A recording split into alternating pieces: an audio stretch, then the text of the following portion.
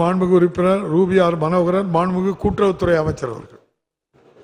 மாண்புமிகு பேரவைத் தலைவர் அவர்களே, நாங்குநேரி சட்டமன்ற தொகுதிக்குட்பட்ட புன்னங்குளம் ஊராட்சியில் உள்ள குசவன்குளத்தில் புதிய பகுதி நேர நியாய விலைக்கடை அமைக்க சாத்தியக்கூறுகள் இல்லை. மாண்புமிகு பேரவைத் தலைவர் அவர்களே, நாங்குநேரி தொகுதி குசவன்குளம் கிராமத்தில் விவசாய கூலி வேலை செய்யும் மக்கள் அதிகமாக உள்ளார்கள். அந்த கிராமத்திலிருந்து உன்னங்குளம் கிராமத்துக்கு நேரடியாக பஸ் வசதிகளும் இல்லை. குசவன்குளம் மக்கள் 2 கிலோமீட்டர் நடந்து இளையார்குளம் கிராமம் சென்று அங்கிருந்துதான் உன்னங்குளம் சென்று பொருட்கள் வாங்க வேண்டியுள்ளது. தற்போது 150 குடும்பங்களுக்கு மேல் உள்ளதாக தெரிவிக்கிறார்கள். அவ்வாறு சென்று பொருட்கள் வாங்கி வருவதற்கே ஒரு நாள் செலவிட வேண்டியுள்ளது. அதனால் அந்த மக்களின் மீது சிறப்பு கவனம் செலுத்தி குசவன்குளம் கிராமத்திலேயே பகுதி நேர கடை அமைத்து தருவதோடு தமிழக முதல்வருக்கும் இந்த நேரத்தில் நன்றி சொல்ல கடமைப்பட்டிருக்கிறேன்.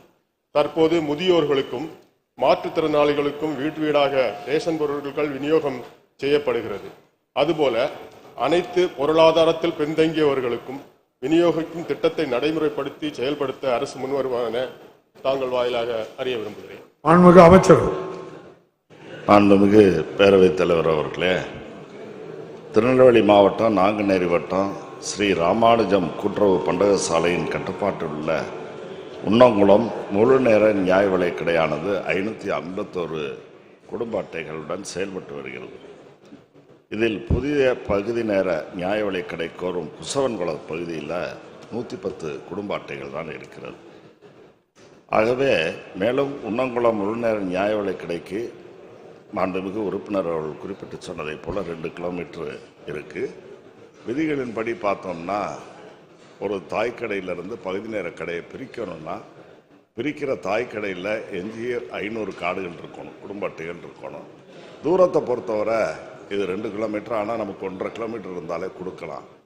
கார்டுகள் 110 கார்டு இருக்கிறதுனால தான் இதில் பகுதி நேர கடை கொடுக்கறதுல கொஞ்சம் சிக்கல் இருக்குது. இருந்தாலும் சிறப்பு நிகழ்வாக மாண்புமிகு உறுப்பினர் அவர்கள் எதிர்க்கிறார்கள். உணவுத்துறை ஆணையர் மூலமாக சிறப்பு நிகழ்வாக இதை செய்வதற்கு வழிவகை செய்யப்படும். மாண்புமிகு உறுப்பினர் ரூபி ஆர் மனோகரன்.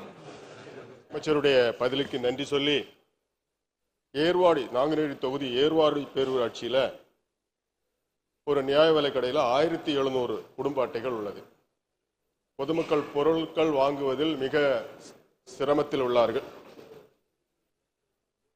ஏர்வாடி பொத்தையாடி பகுதி மக்கள் நீண்ட நாட்களாக சத்திரிய நாடார் தெருவில் பகுதி நேர கடை கேட்டு கோரிக்கை வைத்துள்ளார்கள். பகுதி நேர கடை அமைக்க தேவையான இடமும் அங்கு உள்ளது.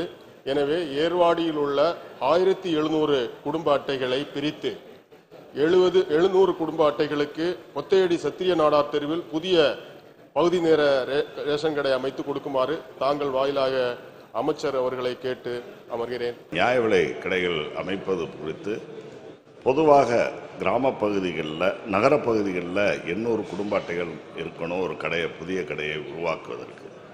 அதே போல் கிராம பகுதிகளில் 500 கார்டுகள் இருக்கணும். அது இருந்தால் குடும்ப அட்டைகள் இருந்தால் அதை பண்ணிக்கலாம். மலைப்பகுதிகளில் சற்று விதிவிலக்கு கொடுத்து 400 குடும்ப அட்டைகள் இருந்தால் அதை போதும்னு இருக்காங்க. நீங்கள் சொல்கிற மாதிரி 1200க்கும் மேற்பட்ட குடும்ப அட்டைகள்லாம் இருந்தால் அதை நீங்கள் உள்ளூரில் நம்முடைய பதிவாளர்கள்ட்ட நீங்கள் அதை சொன்னீங்கன்னாக்க நிச்சயமாக அது பற்றி ஆய்வு செய்து கடைகள் பிரித்து பொதுமக்கள் வசதிக்காக, ஏன்னா இந்த திட்டத்தை பொறுத்தவரை பொதுமக்களுடைய நலனுக்காகத்தான், அவர்களுடைய வசதிக்காகத்தான் நியாய விலைக் கடைகளின் மூலமாக குடிமைப் பொருட்கள்லாம் வழங்கப்படுகிறது.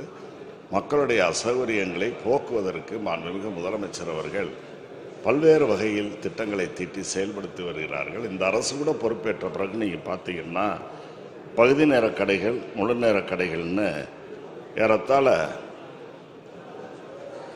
2394 கடைகள் புதிதாக இந்த 4.5 ஆண்டு காலத்தில் தொடங்கப்பட்டிருக்கிறது. பகுதி நேர கடைகள் அப்படின்னு பார்த்தா 1605 கடைகளும், முழு நேர நியாய விலைக் கடைகள் 789 கடைகளும் திறக்கப்பட்டிருக்கிறது. ஆகவே புதிய கடைகளை துவப்பதில் எந்த சிக்கலும் இல்லை. ஓரளவு அந்த விதிகளை பின்பற்ற வேண்டும் என்பதுதான் அதிகாரிகளுக்கு அறிவுறுத்தப்பட்டிருக்கிறது. நீங்கள் உறுப்பினர் அவர்கள் அங்கே அவர்களிடத்திலே மாவட்ட அளவிலே சொன்னீர்களே, ஆனால் அதற்கான தீர்வுகள் நிச்சயமாக கிடைக்கும்.